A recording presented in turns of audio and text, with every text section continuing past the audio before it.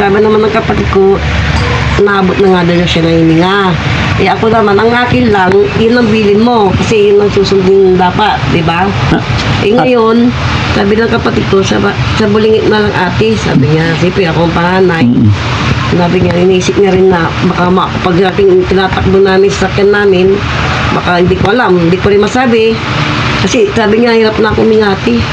Ate, ate, makinig ka po Apo. Pasensya na po kayo sa akin. Wala akong masamang intensyon. Dadalhin niyo po yung kapatid niyo, hindi dahil sa bilin ni Daddy Frankie, hindi po. Dadalhin niyo po sana yung kapatid niyo para gumaling yung sakit niya. Real talk po yan ate, pasensya na po kayo. Pag ganyan lang ng ganyan, parang hinihintay na lang natin na mamatay si classmate. Pasensya na po Ayoko.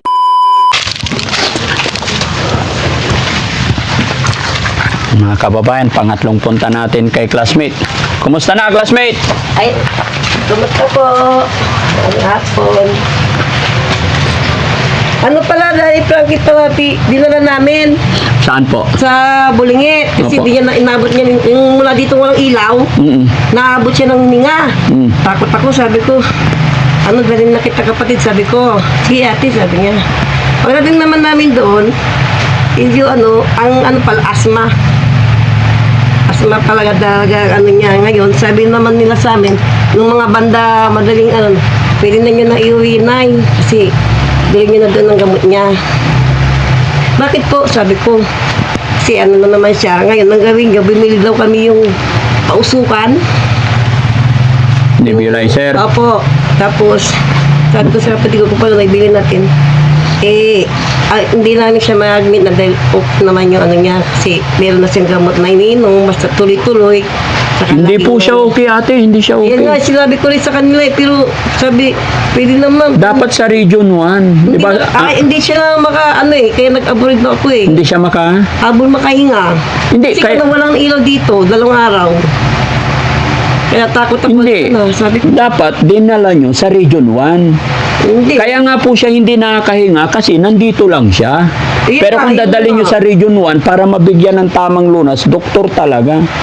Hindi ko po alam. Sabi, doktor rin yung nag-ano sa amin sabi niya, dyan na lang ate kasi hindi na akong makaano. Sabi niya, yung tapos rating namin, inano siya agad. Tapos, inano siya ng yung ulcesin, yung parang yung nilagay sa agad ng hangin.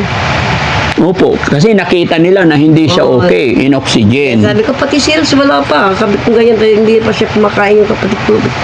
Ma'am, ano na po siya? Sabi ganyan, hika. Kaya sabi ko, yun ang dilin ni Daddy Frankie, dalhin namin sa Radio 1. Pero pag di ganyan-ganyan, action. Wala namang sabi yung doktora. Walang sakit? Doon nga, yun lang daw, asma. Sabi ko, ma'am, mayroon siyang kaya napa-x-ray siya. Sabi ko ganyan. Pwede po ma-train po siya. Sabi ko, hindi po siya pwedeng i-compine na dahil na siya, yung asma, okay na po. Gumanyan pa siya sa akin. Sabi ko, nagsasalita ko, ito, hindi ayaw mga umalis Oo. Sabi niya, Kasi hindi siya okay. Kitang-kita naman natin anong okay. Sino nagsabing okay na? yung doktora doon, yung kapatid ko. Anong pangalan ng doktor na yon? Anong pangalan niyan? Anong pangalan niya? Ano yung pangalan yung doktora yung nakalimutan ko kasi, hindi kong iniisip yung Abalos? Abalos ba ang pilido niya? Dahil ito naglalakad ako nagbabantay sa kanya. Sabi ko, bakit po ma'am? Sabi ko, bakit dok? Sabi ko ganyan. Tapos pinakita ko yung gamot niya.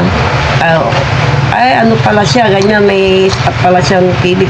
Hindi, dapat kasi, ma'am, sabi ko nung umpisa, dalhin sa Region 1 para ipa-check yung dugo, x-ray, ECG. Rin yung dugo niya, saka in-x-ray siya. Tapos yung yung... Na hindi po normal yan. Yun nga Hindi po normal. Kaya Yun na yung sinasabi ko. Kaya nga nagbigay na ako ng 20,000 para mapa-admit. Gaya ng sinabi ko, pag nadala nyo po yan, tuloy-tuloy pa ang pagtulong ko. Sabi naman po kapatid ko, pag natin, pwede natin sabi yung anak kong tumawag. Ano kaya may transform nyo?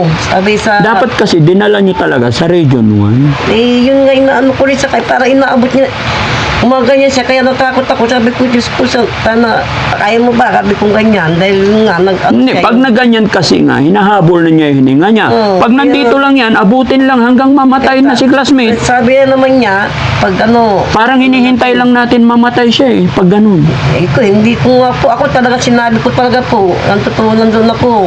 Parang gusto ko na umiyak na, hindi, kailangan yun, yung kapatid ko, wala akong paulit sinasabi sa akin, tapos tinawag yung kapatid ko na binigay yung gamot na, geto, bili kayo na para, binili na rin namin yung mga gamot niyang para Kasi pag dinala nyo po sa Region 1, para malaman kung anong stage na po yung sakit niya.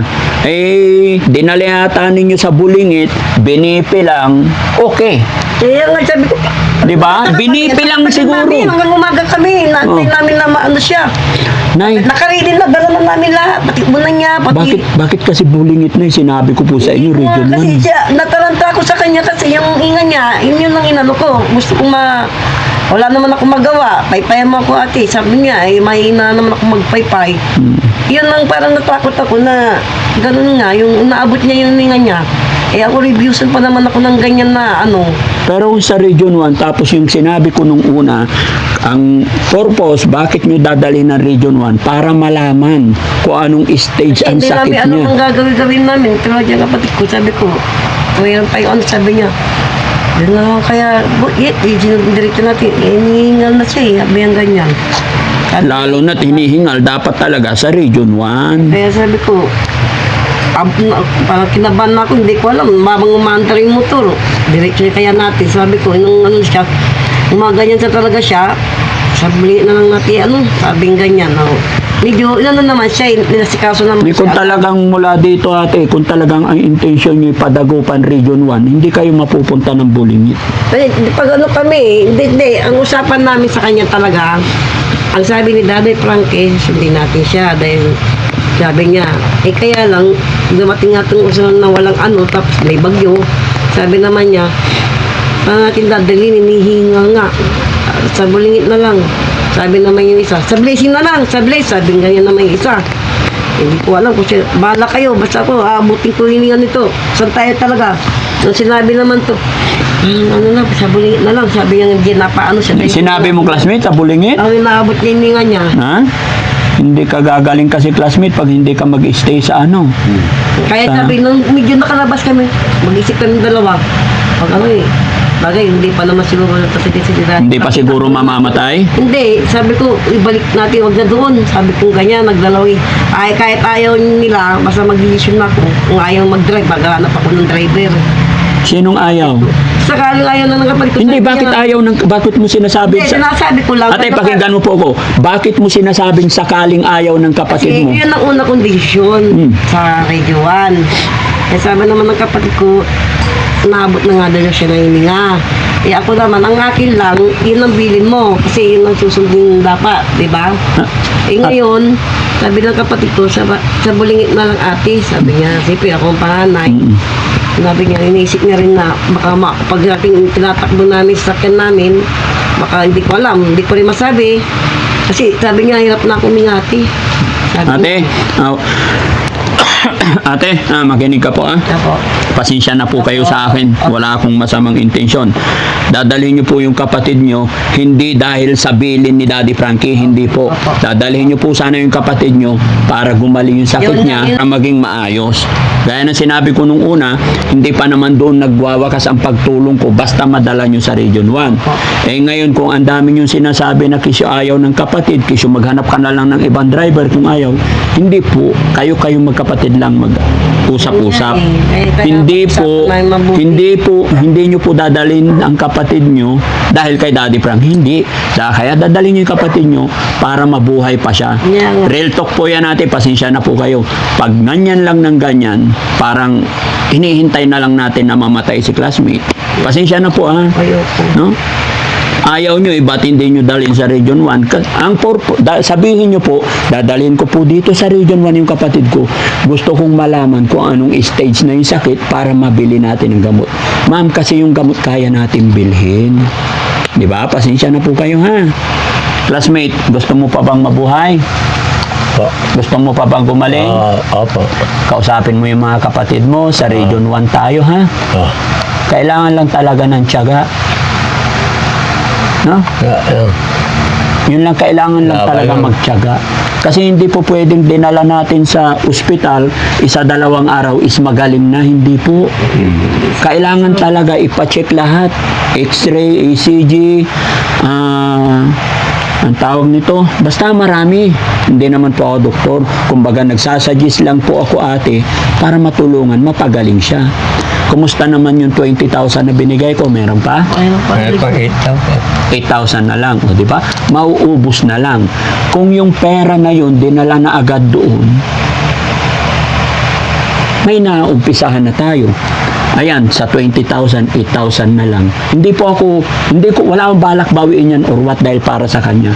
Tinatanong ko lang, ini-explain ko lang po sa inyo na pag dinala nyo na antemano sa Region 1, may nag-i-step by step, iutusan nila kayo, ganito gawin nyo, ganito gawin nyo. Po, alam kasi hirap kasi yung walang Walang? alam po.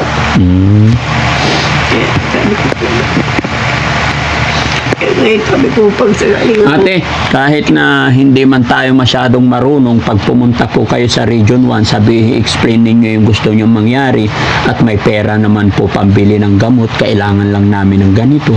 Kahit wala tayong alam, magtanong-tanong tayo step by step, kahit sa guard, ituturo nila lahat. No? Sinsya na classmate, inubo ako sa ulan, sa bagyo. Tapos alam mo classmate, yung upload natin, napanood na ng mga classmate natin. Isa rin yung reason ba't nandito ako. No? Hindi ko makita yung comment ng mga classmate, wala akong internet. Gusto ko sanang basahin para mabasa ni classmate. Yung mga comment ng mga classmate natin. No? Ayan classmate, dahil napanood nila yung upload ko, nagulat sila sa kalagayan mo, lalong-lalo na sa panawagan natin sa mga classmate natin na nasa ibang bansa. So napanood una ni Angelo Capitle na nasa Israel, no?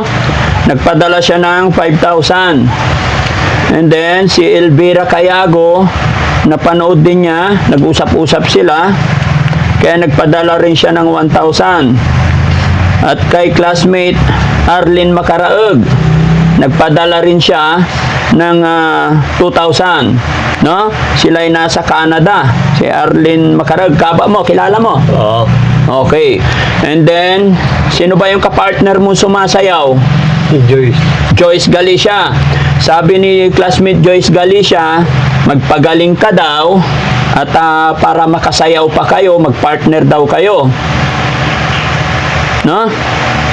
Ganun din kay Jovelyn Pereiras, nagsabi sila na magre-reach out pa rin sila sa akin para makapag-abot ng tulong. Pero paano kami tutulong kung hindi kayo pupunta sa Region 1? Mawawalang saysay po lahat yan, madam, ate. Gagawin ko po na yung na ako talaga. Kailan pa ho? Ngayon na, ba't sinabi ko na basta itong medyo gumanda-ganda pa nun, ayoko nang abutin ng hininga pa siya. Sabi ko, ayoko yung bigla-bigla. Kahapon pa magandang panahon natin ha, pasensya na po talaga. Kaya ngayon sabi ko, ngayon ano ko na rin po, kaya sabi ko, No? iba talaga doon sa Radio 1. Dito walang nangyayari dyan sa Bulingi. Pinasubukan ko na rin dyan eh. Wala, yun nga inabol namin yung hininga niya. Wala po talaga mangyayari, dinidiretsa ko na po kayo. At saka, yun po, wala pong saysay yung pag-help namin kung hindi nyo talaga dadalhin. No? Classmate? Oo po. Naninig mo. Saan? Lagupan. Dapat, sana pagbalik ko ulit, nandoon na siya. Magawin ko na po. Sige. Kasi walang maubos yung pera, nandyan lang din naman, wala rin po mangyayari, hindi po sapat. Kasi ang mangyayari dyan natin, bukod sa pipila kayo ng mga kung anong mga dapat nilang ipagawa, Libre naman po yung hospital eh. Yung ibinibigay namin sa inyo, yun yung pambili ng gamot, madam. No? Manala ko sa pisang ko. Kung marunong siya.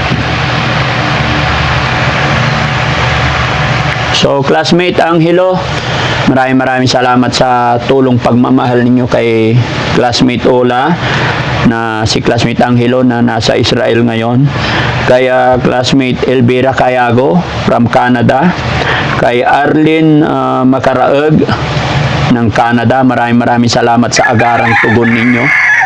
Ipag-pray nyo po na sana malagpasan ng ating classmate na hindi pa siya mamatay. Pero pag ito hindi madala ng ospital, ito patay. Classmate, sorry diretsahan tayo. No? Kaya mag-pray tayo. Kakausapin mo lang yung mga kapatid mo para mahabol pa natin. Ano? Yan. Kaya shoutout din kay Jubilin Pereiras at saka kay Joyce Galicia, tsaka sa iba pa nating mga classmate dyan, kay Jonard Aquino. Yan, salamat sa pag-pray nyo. Yung mga iba nating classmate, napanood naman nila, nagpipray sila sa iyong paggaling, ha? Laban lang. Pasensya na po kayo, ha? Huwag po kayong magalit sa akin. Ito po yung 8,000. Muli po, sasabihin ko sa iyo, 5,000 galing kay classmate Angelo Capitli, 1,000 kay Elvira Cayago, and 2,000 kay Arlene Macaraeg. Okay? From Israel and from Canada. Ate, kanino po ibigay? Sa kanya po yan. Classmate, bilangin mo. 1, 2, 3, 4, 5, 6, 7, 8,000. Tapos may 8,000 ka pa. 16,000. Malayo na po ang mararating niyan, ate. Kung talagang dadalhin niyo po siya doon. No?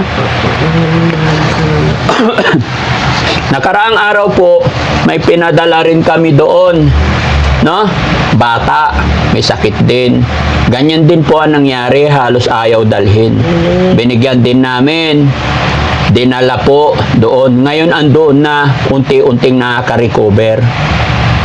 Ang mga doktor po, ate, ang ospital, nandyan po yan. Tayo po ang magpupursigi.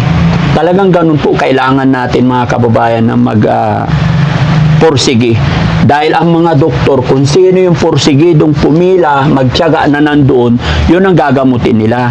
Dahil sa dami po ng mga pasyente na nandoon sa kanila, lalo na't gobyerno tayo, government natin, hindi na kailangan pong sisihin kung sino-sino. Nasa atin po yun kung paano natin ilaban ang pamilya, kung paano natin ilaban ang pasyente natin.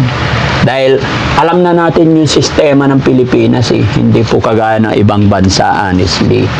Ang kailangan lang po dito, tiyaga at pagmamahal sa pamilya. No?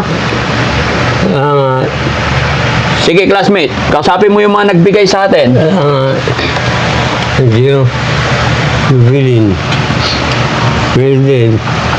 Salamat. Sa tulong nyo. No. Ang nagbigay si Angelo, Elvira, tsaka si classmate Arlene Macaraeg. Yung kay Jubilin, kay Mildred, buti nabanggit mo si classmate Mildred, ha? Pasunod pa yon pag nalaman nila. Hindi ko pa nakitang napanood na ni classmate Mildred.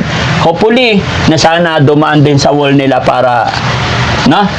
Pag-pray lang natin. So, ano masasabi mo kay Angelo, Elvira, tsaka kay Arlene? Maraming salamat po, Premi, sa tulong nyo. Saka si Arlene Macaraeg. Saka si yung pangatlo, Si Elvira. Elvira. Salamat. Salamat po. Pabili. Salamat sa tulong niyo sa kapatid ko.